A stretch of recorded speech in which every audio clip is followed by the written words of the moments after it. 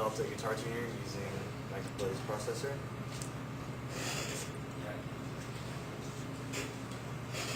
Alright, so for our guitar tuner, we are using the Nexus 2 board, and we decided to use the PMod 81 after a little while, because at first we were planning on using the PMod mic, and then we ran into a few problems with that, which we'll explain later. So the guitar tuner takes in the sound signal using the PMod 81, and the 81 converts the analog signal to digital data, and then the data goes into the Nexus 2 board, where we actually use the fast Fourier transform algorithm, which we found online. We tried a few of those because they're all pretty complex and they all involve iterative sine and cosine functions. And so we weren't able to write our own. So we tried a few different FFT algorithms and found the best one. And then we were able to find the fundamental frequency of the sound coming in. And so with the fundamental frequency, we were able to display it on the LCD with the Nexus 2 board. And then it'll show which note you're closest to the note that you're playing and how far away from that note you actually are. So by knowing how far away you are, you can tell if you're sharp or flat, and use that to tune your guitar to the note. And then as a hardware reset, we use button 1 on the Nexus 2 board to reset all hardware and start. So here's our block diagram. As you can see, obviously we've got the standard MicroBlaze processor with VRAM, and then we use SPI to connect to the PMod 81,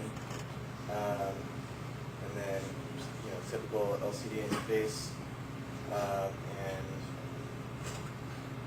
button for system reset. So as the design overview, first we had a pretty standard initialization of things. We initialized the LCD screen so we could output data to it. We initialized the buttons so we could use them as the hardware reset. And then we had to use the SPI interface to initialize the 81, so we could actually take in the analog signals and convert it to data which we could use to figure out the fundamental frequency. And then one of our biggest problems was figuring out a good fast Fourier transform algorithm to use, and a lot of that was digging around with code online. They have a lot of FFT algorithms that you can use, and there's a bunch of different ways to do it. Some are faster than others. Overall, it actually takes a really long time. So that's one of the biggest flaws in this design. Not really a flaw, but it takes a long time to calculate the frequency, so you can't pull as fast. You have to pull and wait, I'd say it was about a second and a half. It's the fastest way to figure it. So it can actually pull the sound again to try to figure out the next frequency. So we had to mess around with the FFT algorithms a lot, but we did end up finding one that worked fairly well.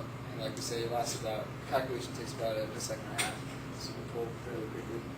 And then we just displayed all the information out onto the LCD screen so that you could see what frequency sound you were making and how far away from the note you were.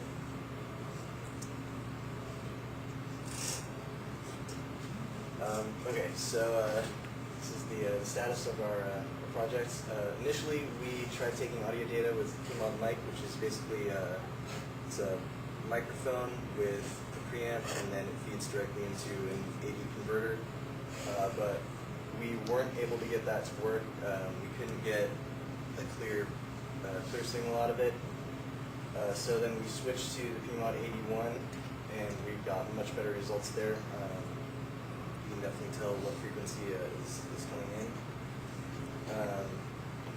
So currently, data is being entered and taken out of a fast Fourier transform algorithm. We finally found one that works for us.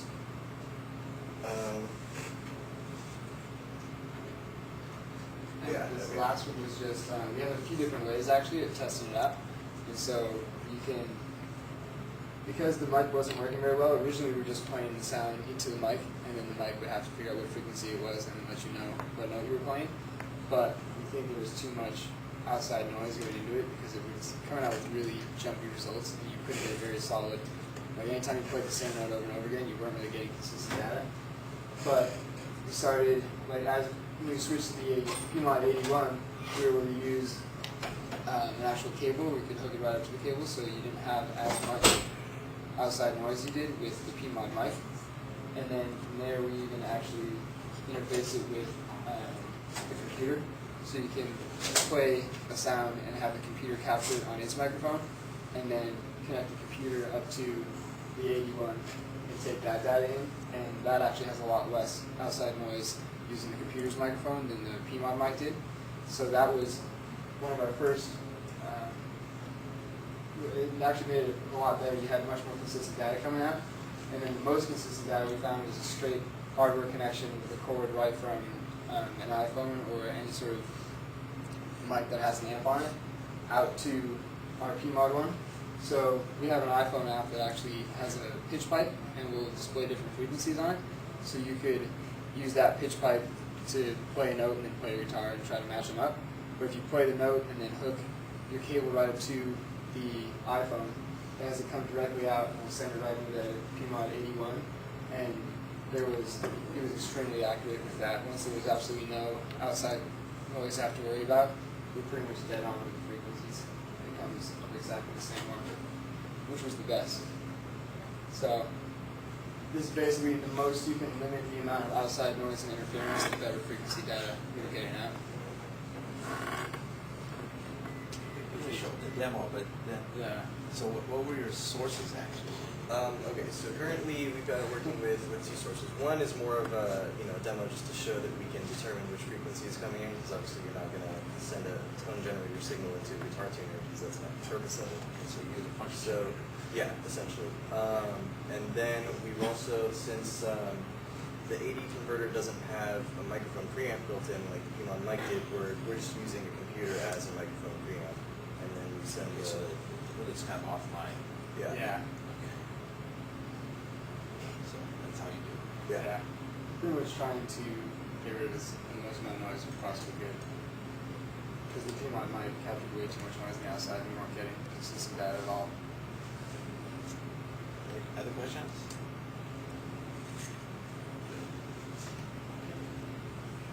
And then you guys want to come to bench one?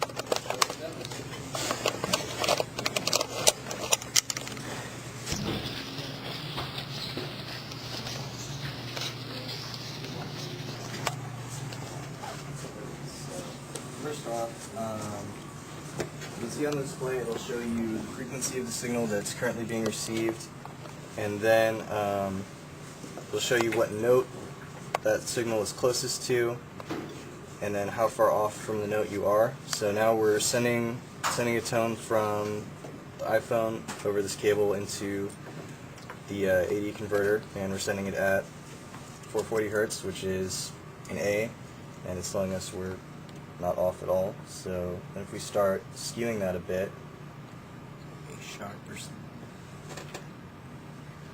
so now we're at B flat, which is A sharp. Mm-hmm. So you can keep dialing up. I think the RFFT algorithm tops out right around 3200 hertz and bottoms out at about 200, which is plenty for tuning up a guitar.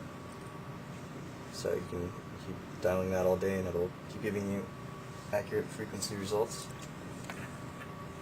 So right now the phone's reading about 2093 and this is reading about 2089, 2090 now. So that's what we did to test it, to make sure that we could get accurate results. You know And if about you that don't have the- before you get started? Yeah. And if you don't have the cable plugged into the phone, you can actually hear the noise coming out. So originally we were trying to test the noise coming out of the phone into the PMOD mic, and it just wasn't consistent enough data for us. So when we connected it right with the wire, it was pretty much dead on. And then, Get that PMOD mic, it's really crummy. yeah. Yeah.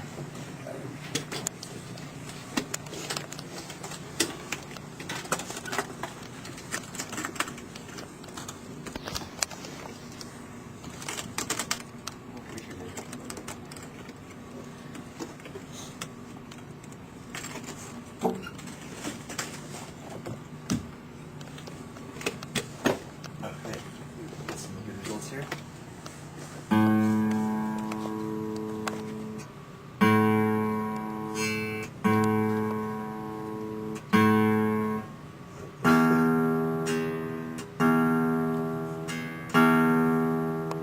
Okay, there you go. You can see when you've got an actual outside signal, it's not quite as dead on as it is when we